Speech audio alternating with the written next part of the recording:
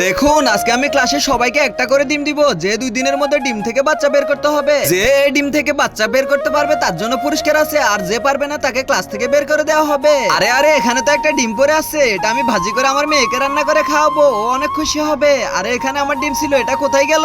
আরে এই ডিমটা দেখে তো মনে হচ্ছে এটা অনেক সুস্বাদু হবে, মেয়ে অনেক খুশি হবে। আর আম্মু এটা কি করতেছো তুমি? এই ডিম আমার। কিরে রিমি, তোর ডিম তো যেভাবে আছে ওইভাবে পড়ে রইলো, আমাদের গুলা দেখ কত সুন্দর করে বাচ্চা ফুটে গেছে। আরে বৃষ্টি তো শুরু হয়ে গেল, আমি ডিমকে যেভাবে হোক সুরক্ষা করতে হবে, বাড়িতে চলে আসলাম।